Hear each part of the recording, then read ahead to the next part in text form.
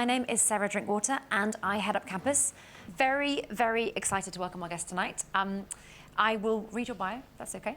Yeah. Obviously, Jimmy needs no introduction.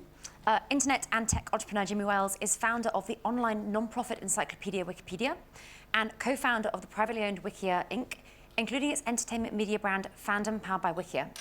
A couple of months ago, he launched Wiki Tribune, a news website involving professional journalists working alongside volunteers to curate fact-checked and reliable articles. And in 2006, Jimmy was named in Time magazine's 100 most influential people in the world for his role in creating Wikipedia. Please join me in welcoming Jimmy Wales.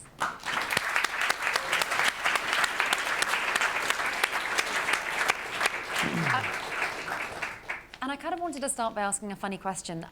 Has anybody in this room not used Wikipedia? Okay, I saw one hand, but I think that's joking. I was thinking about the sheer frequency with which I use it. So it's the 5th most used site in the world. Wikipedia black holes, where you start looking at one thing and 3 hours later you kind of come to looking at something entirely differently. Yeah. Do you ever do that? Of course. Yeah. How do you avoid it? I mean, one of the things that's interesting for me is if you look at the percentage of people who are seeing Wikipedia every month, so what is the reach? And even in places like the highest in the world is Germany and Austria, and even there it's like 38%.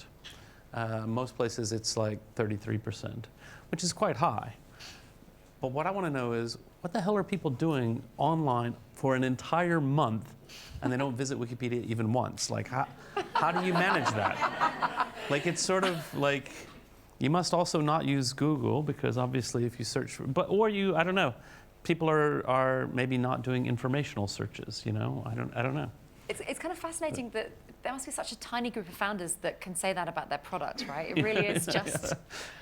I'm kind of curious about, so like a lot of the themes of Wikipedia, this notion of kind of trust, community, truth, objectivity, I mean, obviously it's been going as a site for a very long time, but they seem more now of the moment than ever. Well, you can imagine how frustrating it would be for me when, the new president was elected and there was some claims about how big the crowd was, and Kellyanne Conway said something about alternative facts. And, there's all this talk about post-truth world and all this, and it's like, like... that works better when the mic is on, but it's like, are you crazy? Like, so I've spent, 16 years working with a fantastic community to bring, as much as we can. We don't get it right all the time, but we try really hard to be fact-based, to tell the truth, to have high-quality references, and to have, major politicians sort of scoffing at the idea of truth. It's like super annoying. So the original, a site you set up immediately before Wikipedia was called Newpedia, and that involved working with deep topic experts to sort of create peer-reviewed articles, very much around this same notion of open-sourced information. What kind of made you shift from that kind of expert model to the notion of the everyday expert? Sure. Well, I mean, so with Newpedia, I had the same vision, a free encyclopedia in all the languages of the world, written by volunteers. But we didn't really understand how to build a community online. This is way before Web 2.0 was even a term. And so we devised a 7-stage review process to get anything published. And people had to fax in their CV to prove they were qualified. And I knew this wasn't going to work when I was planning to write something. So Robert Merton had won the Nobel Prize in Economics for his work in option pricing theory, and I have a published academic paper on option pricing theory. So I thought, oh, well, I can write a short 5-paragraph biography of him. I've read all of his academic work and so on. And I started to write it, and then it was like a super intimidating process, because I knew they were going to take my draft and then take it to the most prestigious finance professors they could find to critique it and give me a review. And it was just like being back in grad school. Like, it was just a super intimidating process. As a footnote to that, many years later, I just happened to be online when they announced the winner of the Nobel Prize in Economics. I can't remember which one it was now, but I just went and we didn't have an entry for him, which would be very unlikely today, because if you're going to win a Nobel Prize, you're probably already quite prominent. But so I just went and I just started the entry, and I just said, so-and-so won the Nobel Prize in economics, and I hit save. And that was it. And then, within a few minutes, it was nominated for deletion, and then somebody took down the nomination, and then, by the next day, it was a pretty decent article. And so that ability to just go in and get started, like, oh, I know something, I can get started, and then other people can join in, is so much more powerful. But anyway, so with Nupedia, we've been going for about a year, 2 years. We've been going for 2 years, and we had completed about 24 articles. So that was like clearly never going to work. It was too slow, and so I knew we had to just like radically pivot. We didn't call it pivot back then, but we just went entirely the different direction and said, okay, let's be as open as possible. Only lock things down when we see problems happening. I mean, just so you can understand how open Wikipedia was in the very beginning days, the software package that I downloaded was called UseModWiki, so it's open source software. It was a Perl script. It was, as I was evaluating wiki software to use, it was like the easiest to install, so I just thought I would just throw it up and see what happened. And in UseModWiki, there was actually not really any concept of accounts. You could create an account, you could give yourself a username, but there were no passwords. So anybody else could make themselves the same username. So this is obviously not going to work. We had to fix that very quickly, but it was like completely, very basic, very raw. But even then, it's, people were able to get work done for the first time, and they were able to collaborate, and that was so much better. How soon did you know that Wikipedia would scale? Like really scale? I mean, I think the real moment that opened my eyes was September 11th, 2001, because what I saw that day was the community coming together, and if you turned on the television, all you saw was the planes crashing in the building over and over, and a lot of talking heads speculating left and right. Nobody really knew anything. And I saw the Wikipedia community beginning work on entries like, about the buildings and the architects who designed the buildings and all the airlines that were involved. And, people were filling in the background information and in good faith, really digging in. And, so we were growing really, really fast. And it was exciting times because back then you could still be the person who, would write, Google is a company and hit save, and like you're the first person to write about Google. I'm really curious. I've been to a couple of Wikipedia editor meetups over the years, and I'm kind of curious about that community side of it. My background being quite sort of community-based, I guess. And knowing that you don't work on it day to day anymore, I'm just curious about like the average Wikipedia editor. Like what kind of how diverse is this group? I mean, well, I do. I work with the community every day, so I'm still very involved at that level. And I travel a lot and I meet community members. The community is not diverse enough. I would say we're about 80% male. I'm actually impressed with this room for a Google campus, tech-oriented place. I would say that founders who are female here. Yeah, the gender balance is quite good. It can be much worse. But we're still about 80% male, so that's not a good situation. The ethnic diversity varies. It depends. People say, I mean, this is my rejoinder to, annoying reporters who say, well, but isn't it mostly just white men? And I say, well, obviously you've never met the Japanese Wikipedians and you've never met the Chinese Wikipedians. But the truth is, on that level, in the US and Europe and diverse societies, of course, it follows socioeconomic lines and things like that. So we want to increase the diversity of the community, but it's proving to be very, very difficult. We take active steps to try to do it, but I think we've got a lot more work to do. One thing that's kind of really interesting, so we, with 85,000 members here, 40% female, 160 nationalities, as campus has grown, and we now have 6 around the world, we're kind of thinking a lot about culture and how much we can nudge that and how much we can influence that and how much is just not in our hands. And I'm kind of really curious about the Wikipedia editor culture. Because I feel like every editor group I've been in has been super quirky in its own way, in a lovely way. Oh, yeah. We're super weird and very quirky. Probably a lot of people in this room are as well. Geeks, But I would say there is a certain universality, which is there is a universal kind of geek culture around a keen interest in science and technology. Everybody loves Star Trek, Star Wars, that sort of thing. I mean, it's a stereotype, but there is a common culture that it does cut across national boundaries, and particularly around, and I can joke about that kind of geek culture, but this can be all kinds of things. So people who are really into ancient history, really into whatever, and it really, that love of knowledge, the love of art or whatever, it really does transcend. And so we find all around the world that the communities are really very similar. The Wikipedians are very similar. So when you bring people together, we have our annual conference called Wikimania, and we bring people in from all over the world, and people have a lot in common with each other, and that's great. And I would assume here, if you've got, from geography, you've got a very diverse community, but in terms of where you are in life and what you're trying to do, you've got a lot of shared values and a lot of shared things going on. Yeah, and I particularly love that word value. I think that's one thing we always come back to, is the values that, we've got our 5 core community values, things that we kind of hold dear. When I was researching this, I asked a lot of friends for what they would ask you, and I got so many questions about revenue models and Wikipedia being non-profit, more than I would ever have expected. Was that? I get asked. I'm sure. 5 times a day. So. Was that ever? I mean, when you were originally kind of working on Wikipedia in the first year, was that ever a conversation you had with yourself around, should it be non-profit? Should it be for profit? Yeah, certainly. I mean, in the beginning, Wikipedia was not in the non-profit structure.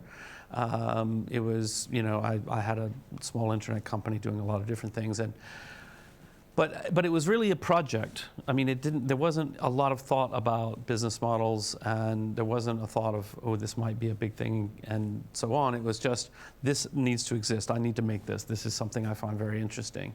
And then, of course, we went into the dot-com crash, and Wikipedia in many ways is really a child of the dot-com crash. We were growing very quickly, but there was no obvious business model. We had a lot of volunteers who really wanted it to be in the nonprofit structure. That made sense to me as an aesthetic matter, that Wikipedia shouldn't have advertising. And I'm not anti-advertising as a general thing, but I just don't think it belongs everywhere. It doesn't belong in Wikipedia. And so it just felt right to move into the nonprofit space.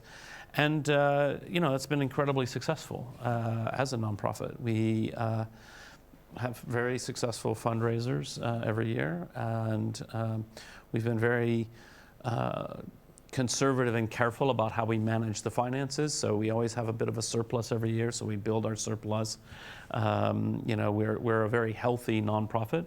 And of course, what we deliver to the public is, it's incredibly good value for money. I mean, what I always tell people is it costs, less than a penny per month per reader to deliver Wikipedia. And so, if you think about what does that really mean when you give $20 to Wikipedia, then, the next 2,000 people you meet, you can say, oh, I paid your Wikipedia bill for you for this month, It's really good value for money in terms of what we're able to deliver. Yeah. And you wouldn't be able to do that, with a lot of overhead. It's really, it's doing it with the community. And tell us more about Wiki Tribune and kind of where that idea originally came from. So Wiki Tribune is my new project, which I'm working on full time here in London, looking for developers. We can talk about that. Basically, the idea is to bring together a wiki-style community of thoughtful, kind, quality people with paid professional journalists to work together side by side to create something new in the space of news and journalism. We're launching with no ads and no paywall. We are a for-profit company. So I've been joking, a series of bad business decisions, but that's how I've built my career so far. I said that this summer to Larry, and he just said, "You're Larry Page," and he said, "Good for you." So basically, we're striving for neutrality. That's a big part of it. Really trying to do something trustworthy, because one of the things that I feel has happened over the years, of course, everybody knows Wikipedia has problems. It isn't perfect. But people have come to trust it over the years, and as they come to understand it, understanding things like when it says at the top, the following section doesn't cite any sources, hey, the Wikipedians they're being straightforward with you, and probably you need to be careful here, or the neutrality of this article has been disputed. Okay, yeah, there's something going on. Go to the talk page and see what's going on. But in general, people understand that Wikipedia is honest, that it's a group of people. It's not, Rupert Murdoch trying to sell you a vision of the world, or I didn't mean to single out Rupert, but there we are. But there we are. That it's just a lot of good, smart, geeky people trying to tell the truth. And I think that's really important. And I think we want to bring that flavor into what we're doing, because people do feel that the media often has a really strong agenda and you're not really sure what you can trust. And obviously today, President Trump is making that much worse. So even quality media that he attacks as being fake news. And that, I think, for a lot of naive news consumers, they may believe him, or they may be not so sure. If he says, CNN prints complete stories they just made up out of thin air, which of course they don't, people aren't sure what to trust. So I hope they can say, okay, well, at least, with Wiki Tribune, like, people are checking it, you can challenge it, we're going to show the evidence as much as we can. All those kind of principles of the wiki world, I hope carry through. So anyway, it's an experiment. Who knows if it'll work? I'm a believer in, I always say, if I never do anything that fails, I'm not trying hard enough to innovate. So that's really important, particularly for an audience like this. Yeah. Yes. Well, okay, so I was a journalist a very long time ago, and I worked at The Guardian and The Independent, those kind of guys. And that refrain of news being broken has been around for a very long time. And I'm kind of curious, in 2017, is it news and the revenue model of news that's broken, or is it more about us as the creators and consumers of news? Like where do we... Well, it's a big question, I think... that to me is interesting. I think if we're going to blame the readers and say, oh, well, they just click on clickbait headlines, it's like, well, they're the same human beings we've always had. I mean, human nature doesn't particularly change, and so we've always had tabloids. We're always, if we see an exciting, juicy headline, people click, and so we can't blame that. And then, of course, journalists are still journalists. They still, vary widely in quality, of course, but your typical person goes into journalism because they want to tell the truth, and that the sort of doing quality work is something that people take pride in. So I actually do think more than anything else, it's the business model that's gotten broken. And in the good old days, and they were never as good as we imagine, of course. The revenue model for newspapers had three main pillars. So you had the reader revenue, subscriptions and paying at the newsstand. You had the classified ads, when that was the best because it was just money that came in and there were no strings attached, no political agenda. It was just good money. And that was actually a technological thing. Nobody thought of it that way, but it's like, to deliver adverts to your doorstep every day, they came in a package of paper, and hey, by the way, we're also selling this, so you just bundle it together and send it. Well, now that's unbundled, so that's never coming back. Yeah. And then the display ads, the corporate, display ads. And with the display ads, we always had the concern, a natural thing you would wonder is, to what extent can those advertisers exert pressure on the newspapers? And of course, for quality newspapers, they resisted that pressure. And I think they did a reasonably good job, but in no small part because they also had reader revenue. They also had the classified revenue. So they had enough leverage. If General Motors said, don't print a negative review of the new car, or don't report this lawsuit, the New York Times would go, yeah, sorry, like, you can pull your ads, but we got a lot of advertisers and we got other revenue. Now that in the current era, when we've had advertising-only models, it's problematic. But now there's a new and completely different problem, and this is the rise of programmatic advertising, which is, by and large, a very good thing. I'm happy about it. That I'm seeing ads all over the web that are relevant to me. That's a very good thing. For me, it's boats. I love boats, so everywhere I go, it doesn't matter. I can be, I can be on The Guardian, or I can be on Reddit or the Daily. It doesn't matter where I go. There's always boat ads. They're boats I can't afford, so it's like boat porn, but I click on it, you know. But what does that mean? So that means in the past, you might say, okay, I'm a boat manufacturer. I want to sell boats.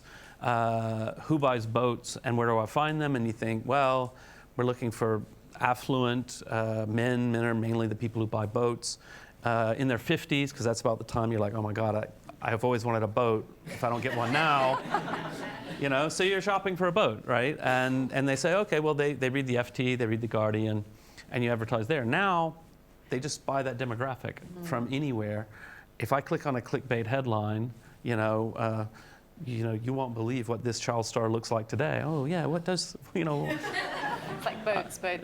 Yeah, boats, you know, and something idiotic that I just wasted 3 minutes of my life clicking through. And so that means that quality outlets are competing with really crap content, and that's a problem right now. And you know, it's really hurt the revenues of the quality media. And I don't know, that's a puzzle. I don't have a, you know, usually people are looking for a villain, but I'm like, well, there is no villain in this story, right? I'm happy that there's better quality ads around, that they are targeting things that I'm actually interested in. If I'm an advertiser, now I can reach the audience I want to at a better price. Nobody's, you know, acting maliciously in this to destroy the media, but it's a side effect. And so that's a problem. There is some good news, though.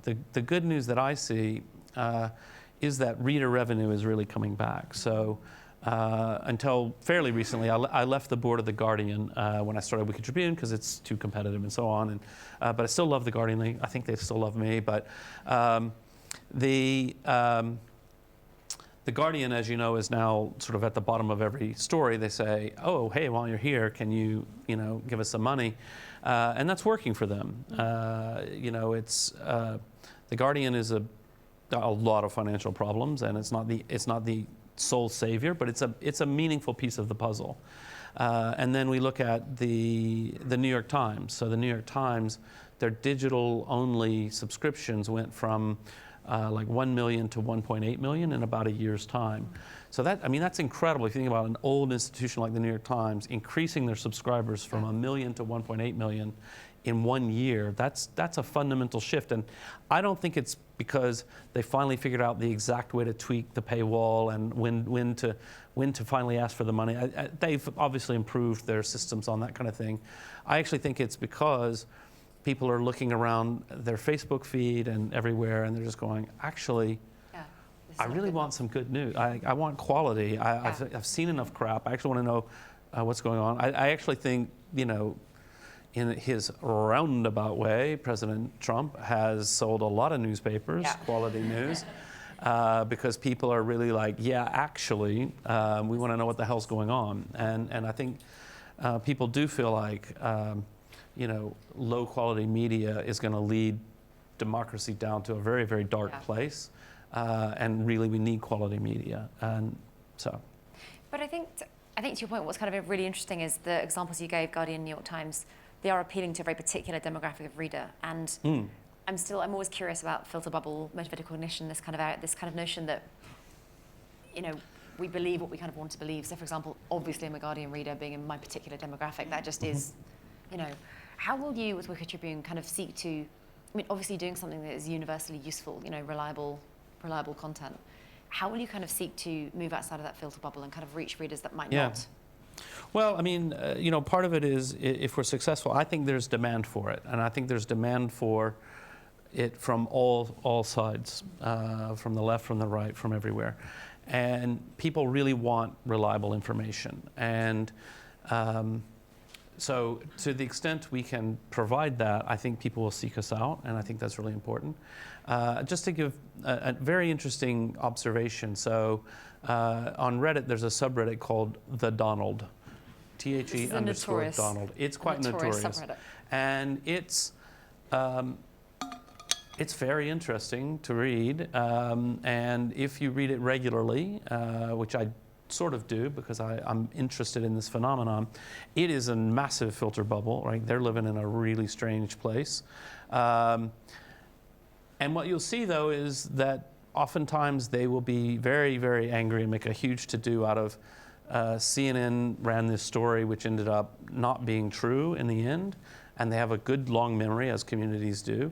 And the truth is, they're often right, that CNN's been unfair to Donald Trump. Now, they don't say it like, and Donald Trump doesn't say it like, actually, I feel that the story CNN ran was biased. It didn't take into account my full position. Like, he doesn't talk like a president. He's like, fake news. I hate you guys.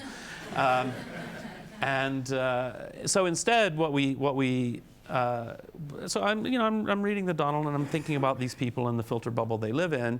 And then I see a comment from someone saying, like they're going on about CNN. They're like, we just need a Wikipedia of news. Yeah. And what the guy meant by that is some fact-checking, some like balance and verifiability, that they don't just print things. Now, I don't think CNN just prints random things, but they make mistakes, and they're not always as apologetic as they should be. And these days we do run a risk. I actually have seen stories like, I think the Washington Post has just been killing it. Like, they've been doing a fantastic job. And I'll read one story and I'll say, wow, that is amazing. They really got some new information there. I feel like I understand the world better. And then I read another story and I'm like, it's just so full of slant and bias, and it didn't actually advance the conversation much, but it's just like being nasty to Donald Trump. And it's like, well, okay, I get it, you hate him, so do I, but we could be more factual about it. So I do think that there's ways to reach across that, but I do think that, like, the filter bubble is a huge, huge problem. And I think it's again, human nature hasn't changed. I think we've all tended to live in a filter bubble to some extent. But I do think it's gotten worse in many ways. One of the things that I always say is, like, so I have from the US, I have a lot of American, really libertarian, pro-entrepreneurial, sort of Peter Thiel type friends. And this is my Facebook friends. And then I live in London. I've got all of my Guardianista friends. And I'm so proud of myself. Oh, yes, I've got a very diverse set of friends, right? 100% of whom are horrified by Donald Trump. And you sort of realize it's like, these are people who would engage in a deep philosophical argument about what is the proper role for government in healthcare. Yeah. To what extent should, is the bureaucracy going? These are legitimate questions that we can debate about. But when it comes to a lot of what's going on now, there's just a lot of things that basically all my friends agree on. And that's maybe not, that just sort of shows I've got a bit of a filter bubble. And the problem with Facebook in particular is you're reading all the news that your friends like, and that's it. So I don't feel quite as filter bubbled when I go to Google News. So Google News, of course, links to lots of different sources, but of course, I actually tend to read it logged out, because I'm always concerned if I log in, it'll start to know what I like and show me more of what I like. And I want to actually, what I say is, like, if Facebook popped up one morning and said, hey, Jimmy, would you like to see things that we probably think you won't like, but that we have other signals that say are high quality? I'm like, yeah, that's what I want to see. I want to see something I disagree with, but that's high quality, that will actually challenge me to think in a new way. It's really subtle that, though, because, when I was in newsrooms, it was the era of you'd have a features meeting and pitch in as a group. It was a little bit, it was the mid-noughties, and you genuinely would pitch things in that you thought were interesting, that were very subjective. And, the friends I have now who work at papers, who work at BuzzFeed, for example, it's all so much based on previous clicks, previous likes, previous shares. And that to me is very interesting, because it means certain topics don't get written about enough because they're unproven or they seem unglamorous. So one of the things that I hope about my sort of insane business model is that if everybody else is chasing clicks and chasing what people like and so forth, but if we do that, we will fail, because we are asking people, we don't have ads, so it doesn't do us any good to get lots of clicks. And we're asking people to pay. And so if we write a story that's popular but very similar to what BuzzFeed and everybody else has written, people are going to get to the bottom and they go, yeah, why would I pay for that? Everybody else is doing it. And so I need to be able to make a compelling argument to say, hey, guess what? This is a story you didn't read anywhere else. And it's interesting and it's important, and it moves the needle in some way. And the only way we can do this is not by chasing clicks, but by getting you to chip in and help us pay the journalists to go do this. And that might not work. I don't know. I'm an entrepreneur. We'll try it and see, but that's what I believe. I believe that it can work. And I believe that people will, because the people who donate to Wikipedia, they don't donate because, we have, 12 cute cat pictures and number 8 will make you cry. We don't run a lot of Kim Kardashian stories, right? It's all we've got the most boring possible headlines and so on.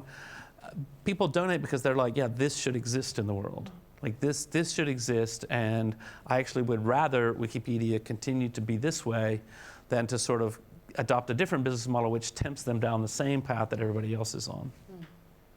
If you had to predict, well, not predict, if it was 5 years from now, what would be your ultimate vision for Wiki Tribune? The ultimate success? Yeah, well, I don't know, it's hard to say. As long as I like it and I enjoy reading it every day, then I'm happy, right? And then I hope everybody else likes it too. That's kind of my approach. But no, I mean, I think what I would like to see, I'd like to be in as many languages as possible, as quickly as possible. I'd like to be very sort of diverse topics that we're covering, sub-communities. So I'll give one example, and then I'll give a second example. So the first example is Bitcoin. So this is an area where I think we could be quite successful, Bitcoin and blockchain. And the idea is, okay, look, there's a lot of really tech-savvy people who are really interested in the area. It's a very complicated area, and so a lot of the journalists are a bit lost at the moment. And so a lot of the journalism isn't that good. And yet it's an area where people are really hungry for fact-based information. And so I feel like that community, also a lot of people in that community have gotten insanely wealthy by accident, and so they might want to chip in a bit. And so basically, to say, look, here's a sub-specialty where we can hire journalists. If enough people subscribe and say, this is what we're interested in, we can put somebody on the blockchain beat and really dig deep and really do it much deeper than anybody else. Okay, so that one sounds plausible, but blockchain is quite popular at the moment and so forth and so on. But why not have the same thing for other communities that are not treated well or they're underserved by journalism? And I've got a couple of silly examples. One is dog shows. People who dog breeding and dog shows. Dog show, come on. Which, if you see that covered in the mainstream media at all, it's probably kind of slightly making fun of them. Or another one is like esports, like people who are really into gaming and really into competitive gaming, and that's a huge community of people, and they're watching things on Twitch and whatever. And again, like you will never see that treated in a serious newspaper without kind of making fun of people in their basements. A bunch of gamer, ha ha ha.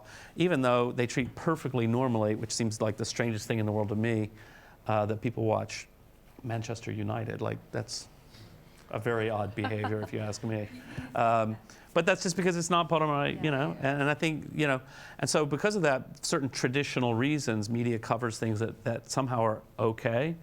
Yeah. And I think we can break beyond that and say, well, actually, here's a sub-community of people who deserve to have journalism, deserve to have news, like what's going on in their world, and how do we talk about that?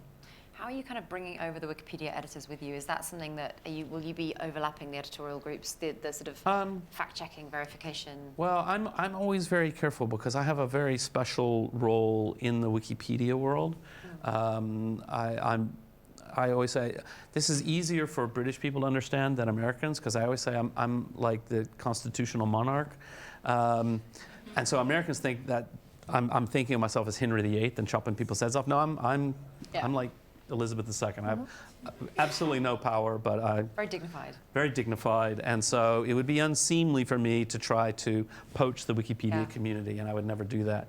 On the other hand, I do think there will be some overlap. There are people who are interested, and I think that kind of participatory world, people are, it's a lot of similarities. But there are people in the Wikipedia world who are interested in journalism and news, but a lot of them are really just more interested in their subspecialty topic and history and mathematics or something like that. So I'm not looking to draw from that community necessarily. I'm sure some will come over, but. So you've hired a couple of journalists. You've been finding supporters for the last 3 or 4 months. Mm-hmm.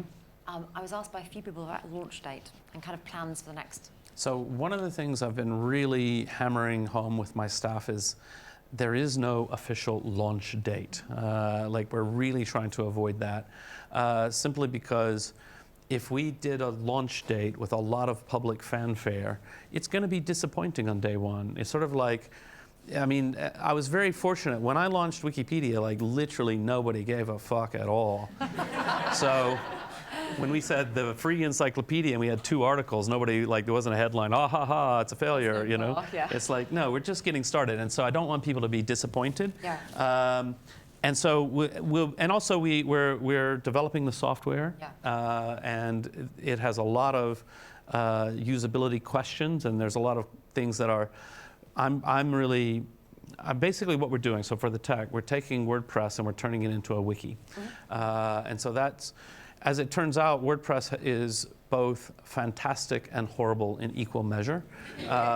It's very robust and mature. It's got a lot of sort of quirks and problems, but it's a decent platform to start with. But as we're working, you don't notice it at first, but when you really start digging in, you realize that the social model that's implicit in WordPress, like everything about WordPress assumes that everyone who can be on the back end is somehow a trusted person. It's a small group blog or their employees or something like that.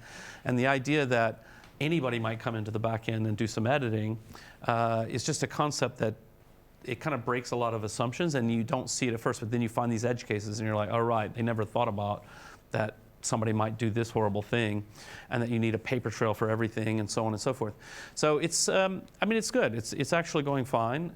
It's, you know, the usability. One of the great things about using WordPress for this is that, you know, it has a decent visual editor. It has, like, everybody has pretty much used WordPress at some point, and so people, they kind of know what they're doing.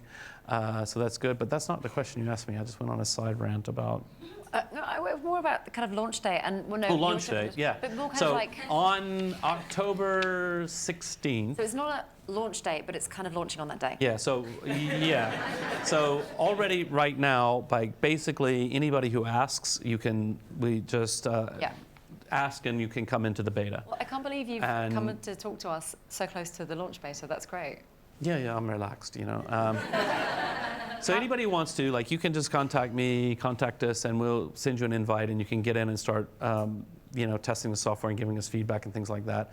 We're going to have more and more people. We've got about 5,000 people who are waiting, and we're inviting more and more of them all the time.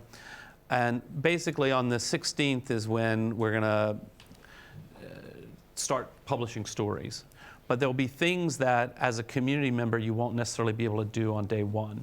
So one of the open questions, so there's one of the big differences between an encyclopedia article and news is that news has a very short lifespan. So if you see something that's wrong, you don't really have the luxury of saying, well, I'll come back at the weekend and fix that. So I always give this example of Colin Powell. So when Colin Powell, the general, resigned, everywhere in the world it was being reported as a completely expected thing. But at Wiki News, which is a pure wiki, you know, with no professional journalists, it was being reported as everybody's jumping ship on the Bush administration. And it just wasn't right. And so, but there was no, you know, if I see something wrong in the Colin Powell article, it's going to be at that same title. It's going to be there 10 years from now. I can come back to it this weekend, but this is like, it'll be gone. And so you have to be faster. So in the early days, basically we want to make sure that whatever gets published to the public has been vetted. And initially that vetting will be from our editor, our launch editor, you know, and a couple of other editors that we've got on board. But in that sense, we're treating the journalists and the community equally. You know, if you're we've hired several junior journalists, young, very smart, very getting started in their career. They don't expect to be able to publish to the front page without an editor checking it. Neither should anyone else. So we're going to be, but later we want the public. We want to find trusted members of the community. So in the Wikipedia world, we trust the community manages the front page and everything, but we've got to build up the right people and the right team first. So those developers you're looking for? Yes. Just in case there's somebody in the room that might be a great profile. So, I mean, basically, because we're launching, you know, using WordPress, and we're reasonably happy, I do intend to step back at some point and just say, let's do a deep dive and think about, should we cut this here and completely start over, bespoke and so forth. One of the reasons for using WordPress is time to market. You know, it's there, it's a robust content management system, we can get going. There's a huge community of WordPress people out there. So we need basically senior PHP developers. One of the things that we are finding is that the term WordPress developer can mean almost anything, you know? From people who are actually actively like really awesome developers who are hacking the core and like doing all kinds of amazing things, to somebody who can kind of manage a website and call themselves a developer, a WordPress developer. So we're more leaning towards, we need some senior PHP developers really. Yeah. Great. That's what we're doing.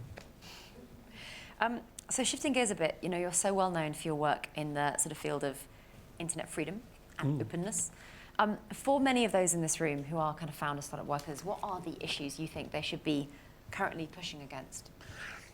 Oh, yeah. Most urgent ones, I guess. Most urgent ones. Well, I think it does depend on exactly what you're doing.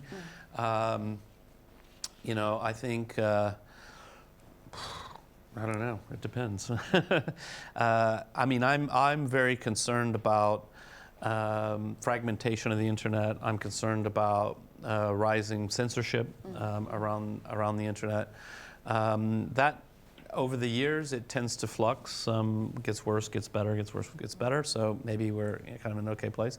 Certainly, I've been very outspoken about, in Europe, the right to be forgotten stuff, I think, is appalling. And I think the best way to explain it, because a lot of Europeans are like, yeah, but, you know, is the problem with it today is that Google, and it's mainly Google, is being forced to make judgments to censor links to newspapers.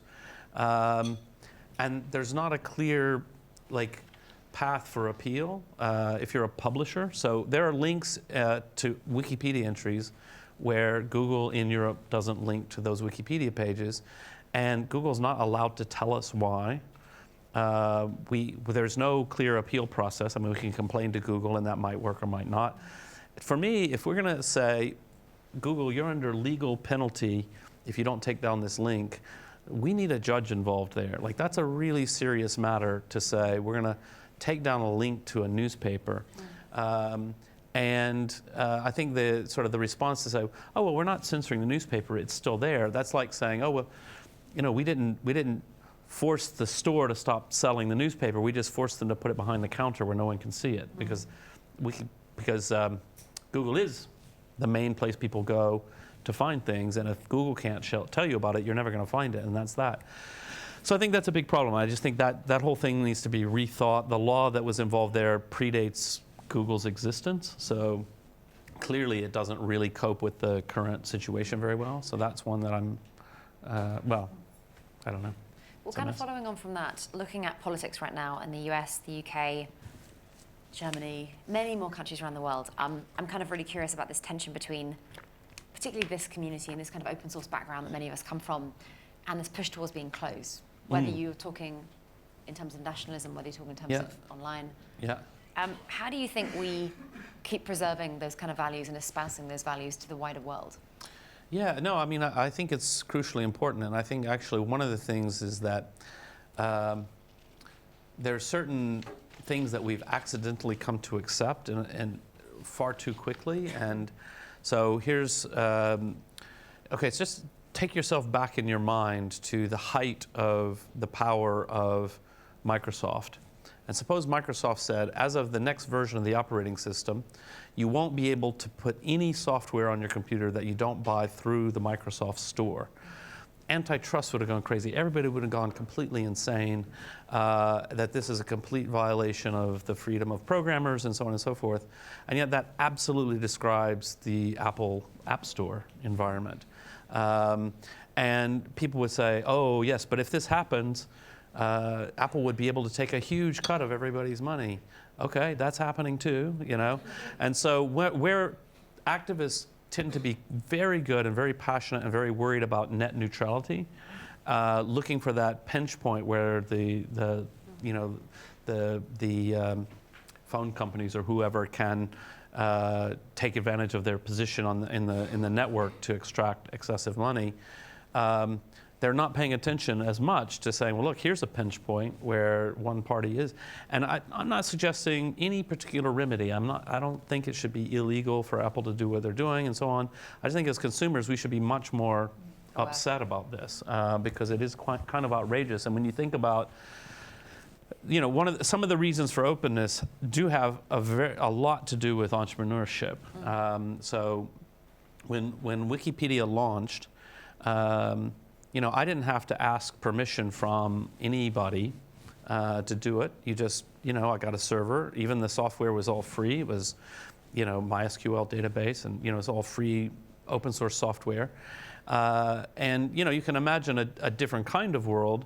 I actually think we just dodged a bullet altogether on the internet, because there was a time when it looked like. And this is, I'm going to say this from a U.S. perspective, but it was really quite dominant then, that, AOL or Prodigy or one of the internet services, that the network externalities would be such that once almost everybody's on AOL, you need to be on AOL because that's where all your friends are, and it's a closed network, which means that then if I wanted to launch Wikipedia on a closed network of AOL, I would have to go and sort of do a contract with AOL to give me access on their portal and so forth. And as it was, I didn't have to do that at all. And it's just completely wide open. Now, if you're an entrepreneur and you want to do an app, quite a common sort of thing, we do have to worry about, and I don't think Apple's been abusive in this regard, but there's nothing stopping them except for probably they got the good sense to know it's just going to wind everybody up. But if you're doing something, well, actually, I mean, they do block certain apps from there. I think stuff having to do with porn or whatever, and they have, if you're doing something that is in some way competitive with the service they want to sell, they could block that and so on. And I think this is as consumers, I think we should be keeping our eye on companies doing this sort of thing. And I'm being, because I'm at Google, I'm not sort of going after the Play Store at Android, but it's the model, it's the model that I think we should be worried about. Like I like a world in which, anybody in this room can write some free open source software, and I can go and run it on my computer, and nobody intervening can stop us. And I think that's super important for innovation and development. And we should be noisy about it. So you've worked in technology on and off, on for 2 decades. Yes. If you look ahead for the next 2 decades, what would be if you had to zoom back out and make some larger predictions, where do you think technology will be? Where do you think we'll be? I mean, I always say I'm a carpenter, not an architect. So I get asked this kind of deep guru question about the future. And if I knew, I'd start building it, right? I'd go do it right now. So I don't really know, but I do think a few things that we can see are visibly important and already happening. So certain specific technologies like driverless cars are going to come faster than most people realize, and they're going to have much more of a social, cultural impact than most of us realize. I think they're going to fundamentally change society in lots of ways that are even hard to get our heads around right now. And so that's one area. Of course, as a part of that, it's all about machine learning and AI, and I think that's going to be a hugely important trend. I'm not super worried as maybe like Elon Musk is about the singularity and the robots are going to take over, but I just think there's huge opportunities and really interesting things can happen. And a lot of these things are going to really challenge some of our assumptions about data and what should we do about data and things like that. So I think that's a super interesting area. And then I guess the ongoing rise of mobile is, we're not finished yet. And in this room, I assume we have 100% of everybody has a phone in their pocket, unless you lost it or left it at home. And then probably some of you have 2 or 3 phones in your pocket. And so it's kind of over here. But the developing world is super interesting. The idea that, for about $30, you can get a phone, an unlocked 3G Android smartphone that if you look at the specifications of that phone, tick for tick, every single thing, it's virtually identical to the original iPhone. So number of pixels, amount of memory, speed of processor, all that, $30. And so we all know how did the iPhone change our relationship to the internet? That was the first phone that really sort of captured everybody's imagination of like, oh wow, this is what it would be like to have the internet on the phone. And now that's $30. And so that's penetrating further and further down the economic ladder so that people are coming online in places that people thought it was going to take another 20 years. It's going to take 5 years. And that's going to have a huge number of social, cultural implications as, there will be people who have, a decent 3G cell phone and internet connection before they have reliable access to clean water. And I think they're going to call us and complain, because I sure would. It's like, so anyway. I love that line. Okay, so in a couple of minutes, I'm going to hand over to you guys for your questions. Do be thinking of them. Questions, not statements, please. And I always like to end on a few quick fill-in-the-blank questions. So question, quick answer. And the first one is from Martha Lane Fox. Your go-to karaoke tune is? Obviously, it's from Martha. Sweet Home Alabama. My next holiday will be I'm to? from Alabama. My next holiday will be to Italy. I just made that up. Sounds good, right? Yeah. I always find inspiration in? I always find inspiration in the goodwill of Wikipedia community. Like, it's really amazing. A book I recommend all the time is? A book I recommend all the time. I'd say the book I recommend most often, I don't go around recommending books all that much, but one I think is really valuable, particularly for entrepreneurs.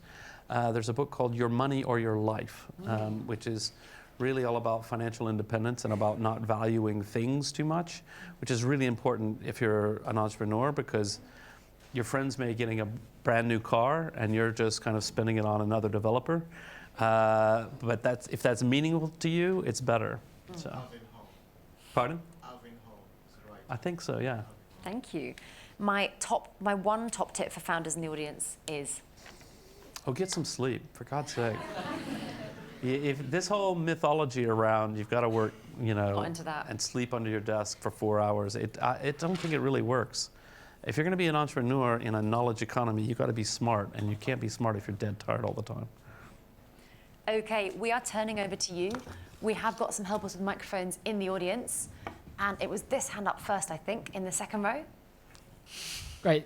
Working? Hi, thanks so much for being here. So I'm the founder of a location-based app called Corsa, and I met someone who grew their app kind of 7 years ago, signed up 800,000 users and sold to LinkedIn. There are people today who they don't like sharing, and battery life's still really bad. And so my question's related to too late or too early. How much do you believe timing really makes a difference to success? So I do think timing makes a lot of difference to success, and I also think there's not a lot you can do about it. One of my early internet ventures was I was working in downtown Chicago. I was a futures and options trader and had done finance, and I thought, oh wow, I was a heavy internet user. I was like, it is completely obvious that in the future everybody's going to go online to order food. And have it delivered. So I invented, well, now it would be Deliveroo, in 1996. And at that time, when I went out, so I built a website. It was crap, but it was, the best one in town. And I went out to the restaurants to sort of sell this idea to them, and they thought I was from the moon. They were like, I have no idea what you're talking about. You mean fax machines? Like, no. So too early. There wasn't really a market for that yet, even though it was a perfectly sensible idea. I do think timing matters, and I think you can't beat yourself up. And actually, one of the great things about having a real startup community like this one, or like London has in general, is the idea that it allows you to fail faster. It allows you to, if you do something and it doesn't work out, but people agree, like, actually that was a pretty good idea. It didn't work out for this. your career's not over. Right, you combine with another group and you met somebody else and they're working on the industry, and you know, like that's what a genuine tech community is about. Is a lot of different founders sort of failing and then rejoining and doing something in a side project. I mean, you know, some of the greatest. I mean, like Flickr was quite famously a side project, and I'm actually, it's the same, Stuart Butterfield, right? So Slack was just a side project, which is, and Flickr he sold too soon, and I think he learned that lesson. So he's, you know. Okay, and then right at the back in the very last row. Hi, thanks for coming. Could you go into a bit more detail about what you think is wrong with the existing media? So you said that the Washington Post may publishes one good article, one bad article. Why don't we just read the good article? Similarly, you've mentioned esports. The FT did a great feature a while ago about like a esports house in Germany or something like that, where they've all been trained up, and it was very interesting. And if I didn't know someone who had a subscription, I would pay for the FT. So why would I? So what really precisely is broken with existing media, and can't we just cherry pick the best bits? Sure. For free or paying. I mean, yeah. So there are great newspapers out there and great journalists still doing good work. Oh, sorry. Can I also ask about Medium as well? What you think about Medium? Oh, Medium. Yeah. Okay. So there are great newspapers doing great work. They are under enormous financial pressure. I think there are far fewer journalists doing good work than there used to be, and that's not because journalists have turned bad. It's because the jobs have gone away. So there's a lot of that. One of the things that I'm really concerned about is local media, and one of the objectives of bringing in a community is finding ways of making journalism cheaper so that we can revive local news. So in my hometown, which is Huntsville, Alabama, I used to be a delivery boy when I was 13 years old. Very American thing to do, riding a bike, throwing newspapers. And the paper was 7 days a week, so 6 days a week in the afternoon, and then Sunday morning. And there was also a competing paper. There was also a morning paper 6 days a week. And the morning paper went out of business. The afternoon paper moved to the morning. Then it basically was continuing to collapse. So now they publish 3 days a week. And this is a town of, I think it's 300,000 people now. So they have a newspaper 3 days a week. And even that overstates the amount of local journalism because they're largely just running the AP Newswire and the national news. So local journalism has been absolutely destroyed. And that's a huge, huge problem that, you know, the number of brother-in-laws of mayors who are going to get rich on corrupt contracts is enormous because the media is not there to watchdog that anymore. So there's a lot of different things like that that I think are really concerning about the future of healthy democracies, because that kind of thing, you know, corruption can start at a local level and then it eats away at the fabric of society, and that's really important. And Medium is a really it's a really nice platform. It's a very smooth, usable blogging platform. That's my only opinion about it. I mean, they're struggling to figure out what they're going to do. For me, it's a bit of a warning. A lot of people, and I'm not an expert on this, I just read one story. So a lot of people had built kind of newsletter businesses on the back of it, and their revenue sharing with advertising, and then they decided, oh, we're not going to do advertising anymore. And now those people are like sort of stuck. It's one reason, like, I would not try to build Wiki Tribune on Medium because it's somebody else's proprietary platform. This is one of the most important things about open source software is, you know, WordPress can decide to go in a completely different direction. I don't care. I've got the source code and I can do what I want with it. So. And then this lady here. Hey, Jimmy. My question's actually about inclusion. Mm-hmm. I would like to know what you're going to do, either like with the policies you put in place at Wiki Tribune or the structure, to make sure that all voices are included in the content. You've already mentioned some of the subcommittees like gaming, but as a woman of color, I still feel very underrepresented by mainstream media, so I'd love to know what you're going to do about that. And having said that, I know a couple of amazing women of color journalists you should talk to. Yeah, well, no, I do think a big part of that has to do with hiring policies, making sure that we're hiring journalists who are diverse, representing different viewpoints. So this is something I'm very supportive of, very keenly interested in. Then, with respect to the community, I think a lot of it has to do with really being very proactive about policies. So one of the things that's really great about the Wikipedia world is the kind of abuse that is sort of tolerated routinely on Twitter. And people, I think it's a huge business risk for Twitter. If they don't sort that out, it's just disgusting, and they've got to do something about it. But, like you would get banned from Wikipedia in 5 seconds, right? Making a racist comment or, At the same time, I can't claim that Wikipedia, well, I can say for the organization, it's really diverse and we have a really great track record. We have a female CEO and we've got a lot of female leaders and, it's a good company in that sense. But for the community, it's a male geeky community and it's not perfect in that regard and we have to do more to figure that out. So any ideas you've got? I'm all ears because I do want to do it, yeah. And then one here. If you think that there's an infinite amount of information out there, the Washington Post has good articles and bad, do you see a rise of a new kind of intermediary where you might have a website on, say, the history of art, and they point to your Wikipedia for the biographies of the artists and other things for the shows that are going on, so that the user has not a filter bubble, but at least some sort of filter which may be design-led to take all the information using linked data and that type of thing? Yeah, absolutely. I mean, one of the things that I think Wikipedia does well is exactly that kind of curation, I would call it.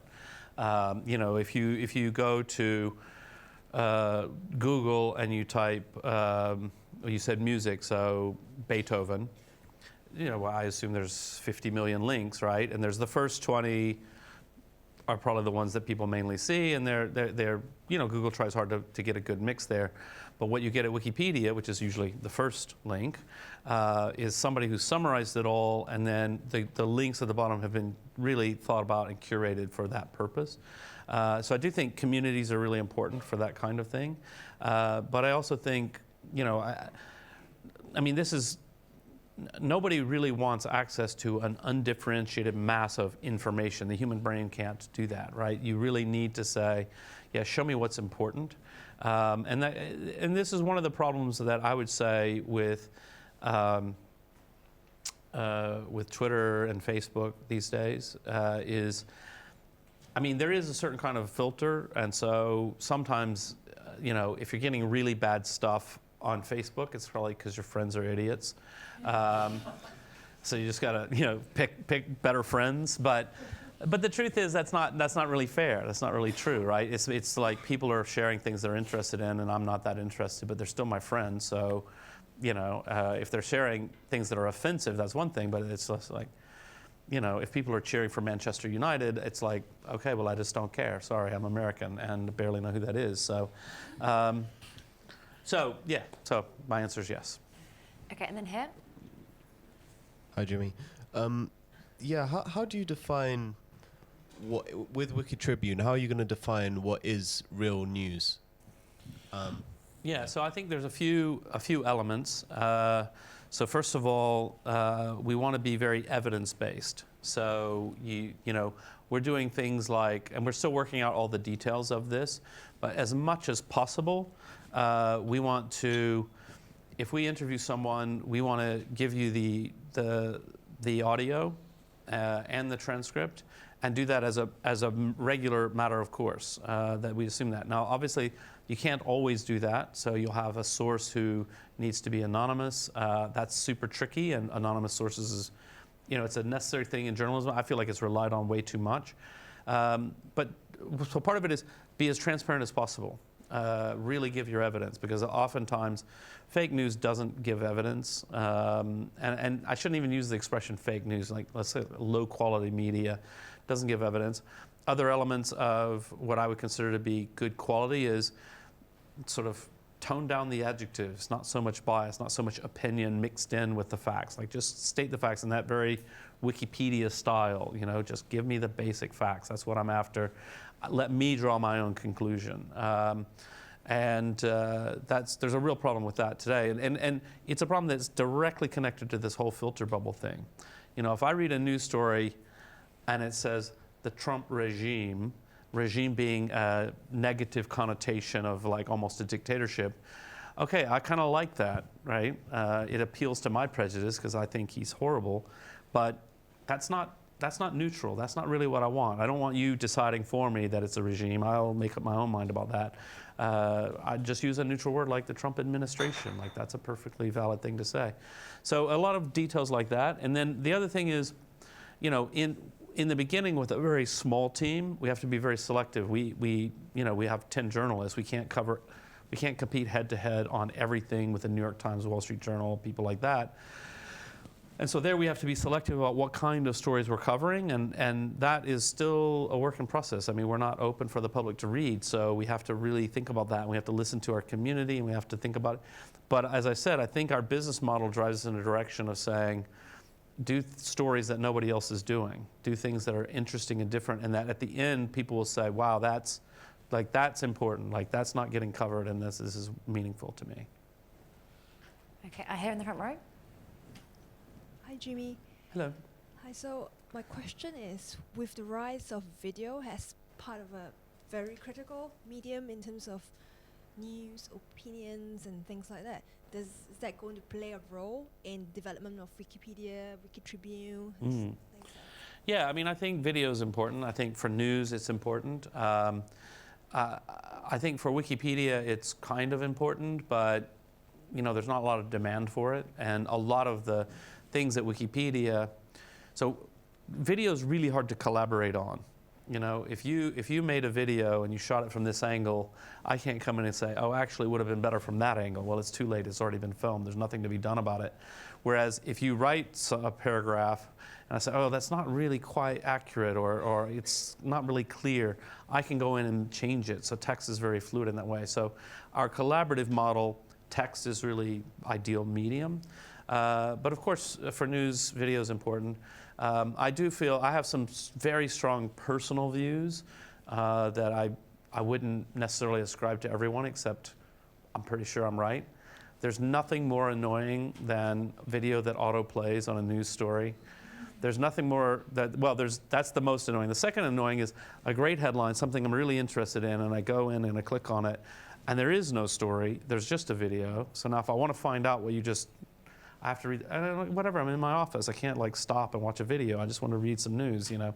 So I think video has its place, but it's not the be all and end all. And oftentimes, I mean, I'm a very fast reader, and I often want a particular piece of information, and it's like, I have to watch a 3-minute video to find out the piece of information that I could have just scanned and gotten to what I wanted, so. Okay, so we're on a 5-minute warning. Only time for 2 more questions. I think this gentleman over here had one. Hi, thanks Sarah, and thanks Jimmy. It was great listening to you. And I've just spent about 5 minutes trying to pick the best question that I've been writing down here. It's been difficult, but I will only hit you with one, I promise. So I work with students. I work with graduate students coming into the last year, and I think Wiki Tribune is probably a very good thing for them to learn professional development with, about how to learn the editorial process, and it gives them a way in by becoming a contributor, and so on and so on.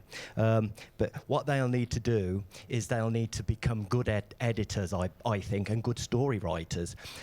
Can you see a body of sort of centre of excellence where they can learn from it within Wiki Tribune as time goes by? Yeah, for sure. I mean, one of the things that we're really interested in pursuing is partnerships with universities, particularly journalism schools, getting interns. I have a strong and slightly quirky view. I don't believe in unpaid internships. I think that's can be exploitative, but I do believe in very low-paid internships. You know, that's, you know, it's a great, you know, you're learning. It's part-time, and you're in college, and you know, it's a great thing. So we're very interested in that, and I'm hopeful that this is one of the areas by having, you know, like I heard Peter Bale is the launch editor. He's very senior. We've got you know, a couple of senior-ish journalists, and they're really interested in coaching the younger journalists and the newcomers in the community to try to become better storytellers and so on. And so we want to really develop programs where we do this. And I think, you know, I've alluded to part of why I want to do that. I think for us could be very cost effective of a way to get people involved. But also I think the students will be super interested because unless you're lucky enough to get an internship with a major brand name newspaper, you know, so like clearly if you're a student and you get offered some kind of an internship at the New York Times, you're going to take it. Like that's amazing, but not everybody can do that. And if your only other internship is somewhere kind of a local paper or something like that, you might find this more interesting and more educational because we're trying to be right on the cutting edge of digital journalism while still being passionate about and kind of old-fashioned about what does it mean to do quality work. So we think it'll be popular with students, and so it seems like a great opportunity. And final question, right at the back. Your hand was up first. So I appreciate that as an executive and public figure, you're willing to take a stand against Donald Trump.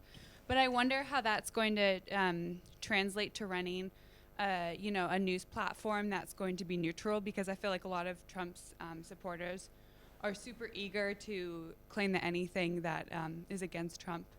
Yeah, you're 100% right. I should keep my mouth shut, but No, don't. I just can't. He makes my head explode.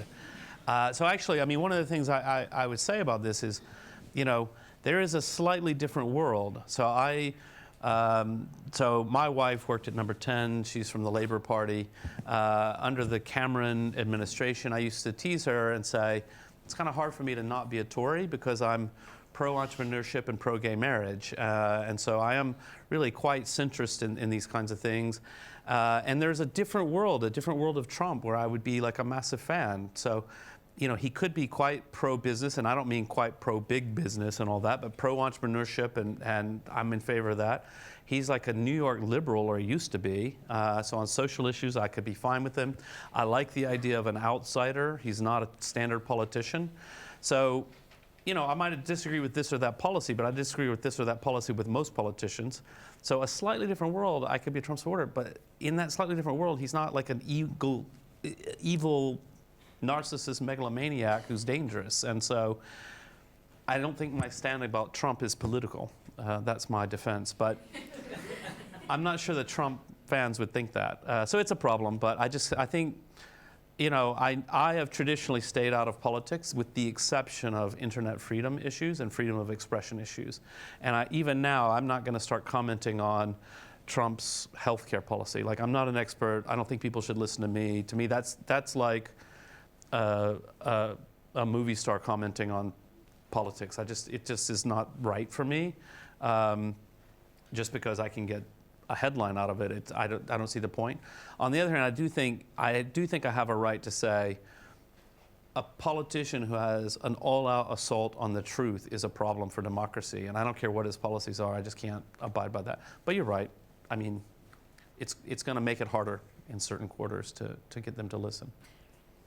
Could you pass the mic back a couple of rows? There was a guy that, yeah, thank you.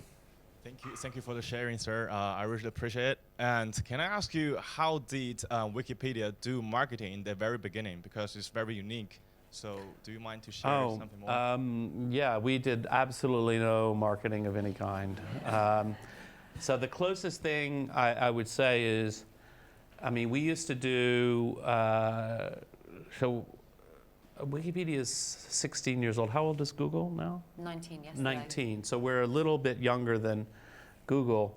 But even then, Google was quite important. And so I used to go through the server access logs and look at the referrers and see what was Google linking to. And then I would create a page called What Google Likes. And the community would look at that, and then we would try to draw some kind of conclusions. And so we would see things like, oh, actually, Google seems to like pages about World War II. So then people would go off and go, oh, well, we need more pages about World War II. We'll create some of those. So there was that kind of SEO activity. But I mean, you know, people say, what were your SEO strategies? I was like, well, write something about everything in the world and make it good quality, and you know, SEO magic. But we didn't, you know, we've never ever paid for any advertising. You know, you know, the truth is we were like a college club, you know, like it's just a few kind of geeky people building something that we didn't even know. I don't even know what to do for marketing purposes. So, yeah. Well, I think we could easily stay for another hour, but unfortunately we can't. Jimmy has to run straight afterwards, but there is lots of wine and beer, and I think lots of you have lots of things in common with each other. So please join me in thanking our guest, Jimmy Wales.